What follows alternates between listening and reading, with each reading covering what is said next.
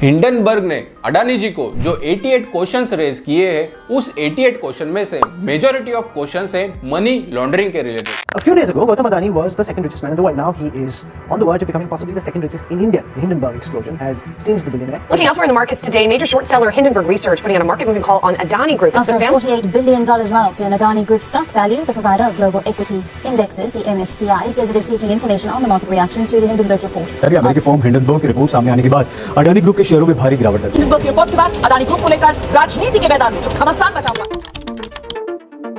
तो ये money laundering क्या है और मनी लॉन्ड्रिंग बिटकॉइन के साथ या फिर ब्लॉकचेन टेक्नोलॉजी के साथ पॉसिबल है या नहीं, और इससे भी आगे जाके ब्लॉकचेन टेक्नोलॉजी या फिर यूं कह लो बिटकॉइन ही मनी लॉन्ड्रिंग को प्रमोट कर रहा है या नहीं। अगर आप यूट्यूब पे या फिर कोई भी न्यूज़पेपर उठा के देखोगे तो वो कहते हैं मनी लॉन्ड्रिंग में बिटकॉइन का सबसे बड़ा हाथ है, लेकिन क्या ये सच है या नहीं, ये आज हम फैक्ट्स के और रिसर्च के बेसिस पे एनालिसिस करने वाले हैं। सर्बिया यूनिवर्सिटी के क्रिमिनल लॉ के 2 प्रोफेसर इन्होंने इसके बारे में डीप रिसर्च किया है। इस रिसर्च के बेसिस पे और हमारे कुछ पॉइंट्स ऐड करके हम इस वीडियो को आगे कंटिन्यू करना चाहते हैं। ब्लॉकचेन टेक्नोलॉजी के डिसेंट्रलाइज एंड ट्रांसपेरेंट नेचर से जो कैश फ्लो होता है, उसमें जो सस्पिशियस एक्टिविटीज होते हैं उसको ट्रैक करना बहुत ईजी हो गया है। ब्लॉकचेन टेक्नोलॉजी से जो भी ट्रांजेक्शन होते हैं वो ट्रांजेक्शन ब्लॉकचेन टेक्नोलॉजी के लेजर में होते हैं और ये पब्लिकली अवेलेबल करते हैं। तो बिटकॉइन जैसे क्रिप्टोकरेंसीज में इलीगल एक्टिविटीज करना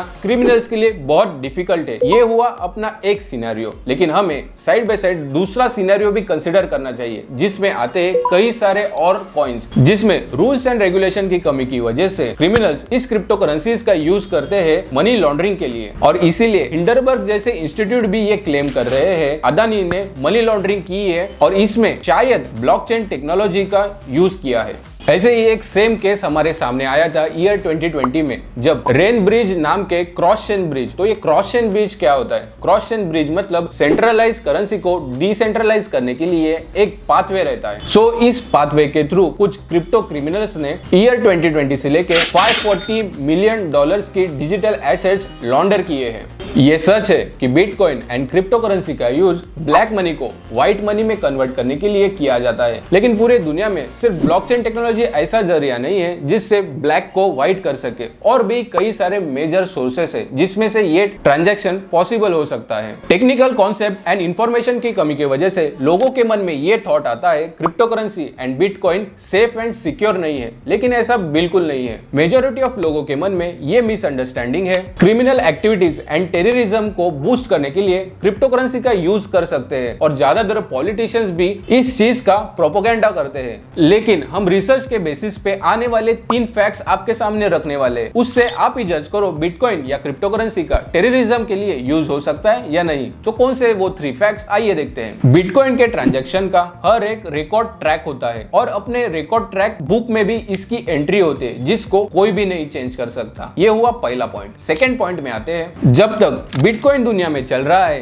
तब तक ट्रांजैक्शन रिकॉर्ड बुक को कोई भी छेड़ नहीं सकता। उसके ब्लॉकचेन टेक्नोलॉजी इतनी कॉम्प्लिकेटेड बनाई है कि उसमें कोई भी चेंज नहीं कर सकता। और थर्ड पॉइंट में आता है इसके अनट्रेसेबल नेचर की वजह से अगर कोई क्रिमिनल क्राइम भी करता है तो कुछ सालों बाद भी उसको उस पर्टिकुलर एड्रेस के जरिए ट्रैक किया जा सकता है। दोस्तों, अभी मैंने आपको जो 3 पॉइंट एक्सप्लेन किए हैं ये सिर्फ बिटकॉइन में ही पाए जाते हैं। क्रिप्टो करेंसी के और भी कई सारे करेंसीज है जिसमें ये पॉइंट शायद ना हो, तो इसमें इन्वेस्ट करने से पहले या फिर ट्रांजैक्शन करने से पहले आप आपकी खुद की रिसर्च जरूर करें। ऑनलाइन ड्रग डीलर या फिर चाइल्ड पोर्नोग्राफी ट्रेडर को ऐसा लगता है बिटकॉइन को वो ट्रांजैक्शन करते हैं तो वो कभी भी पकड़े नहीं जाएंगे, और इसी मिसअंडरस्टैंडिंग से कई सारे क्रिमिनल्स ने अपने ट्रांजैक्शन बिटकॉइन के थ्रू किए थे और बाद में वो पकड़े गए।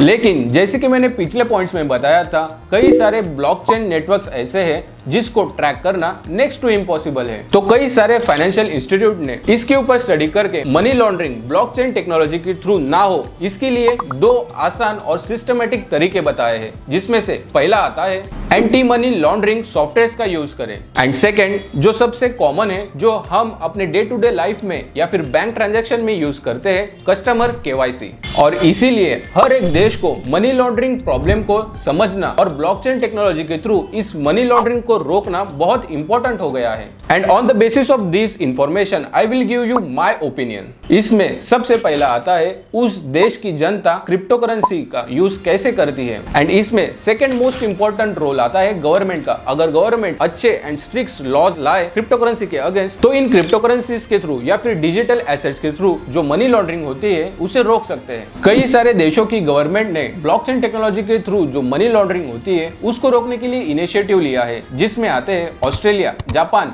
India, El Salvador. जिस देश में फिएट करेंसी अभी एग्जिस्ट ही नहीं करती, क्योंकि उनके सारे ट्रांजैक्शन बिटकॉइन में ही होते हैं, और ये दुनिया का अकेला ऐसा देश है जिसके पास सबसे ज्यादा बिटकॉइंस है। सो दोस्तों, अभी देखने वाली ये बात होगी अडानी के खिलाफ मनी लॉन्ड्रिंग के केस में गवर्नमेंट ऑफ इंडिया क्या एक्शन लेता है, और in case Adani blockchain technology के थ्रू मनी लॉन्ड्रिंग करते थे तो उसे आगे जाके रोकने के लिए अपनी गवर्नमेंट क्या स्टेप्स लेती है, ये देखना बहुत जरूरी है। क्रिप्टो करेंसी जैसे कॉम्प्लेक्स टॉपिक को अगर आप सिंपल वे में समझना चाहते हो तो हमारे चैनल को सब्सक्राइब करो और अपने दोस्तों के साथ और फैमिली के साथ ये वीडियो जरूर शेयर करो, ताकि उनको भी इस कॉम्प्लिकेटेड टॉपिक के बारे में अवेयरनेस मिले।